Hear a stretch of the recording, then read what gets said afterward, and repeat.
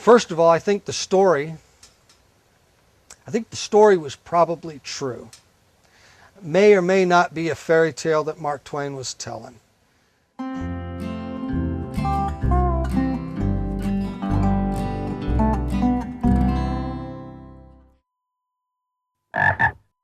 The story goes, old Mark Twain was with the fellers who dug for gold. The story sounds like a bunch of miners that in the gold rush time when they'd go out and they'd work during the week and pan gold, and then on the weekend they'd come into town looking for something to do, and I guess you can drink just so much and chase so many women and you get tired of that, and so we had to find something to do. When he heard about a celebrated jumping frog owned by Jim Smiley, he was told. It's this crazy little story. It's about a man named Smiley, and Smiley bets on anything and everything. Smiley was a gambler who came out ahead whenever bets were made. Until the day a stranger came to town and his luck turned the other way.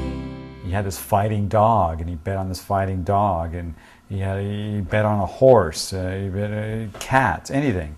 But then he had this frog. He actually trained in his backyard for 3 months. Smiley's frog, Daniel Webster, he was called, was the finest of his kind. He'd catch flies in a snap and jump so far and so fast whenever given the sign. So one day a stranger comes to town and bets that in one jump his frog will jump farther than Smiley's frog, Daniel Webster.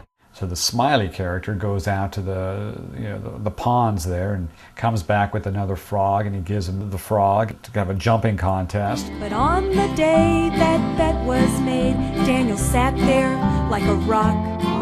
Smiley gave him his pinch, but Daniel didn't move an inch, and so the bet was lost. And so Smiley can't figure out, why won't this frog jump? Why won't this frog jump? Didn't move an inch.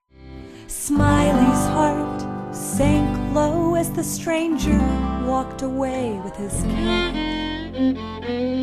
But he soon found out more than his heart was heavy as he sat Daniel on his lap. He picks him up and turns him upside down, and suddenly all this buckshot comes spilling out of poor Daniel Webster.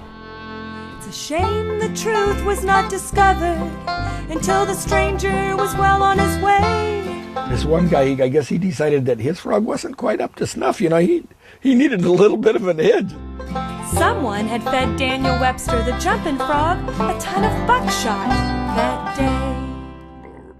I can see how that happens. Most of the serious professional frog jumpers are kind of like a big family.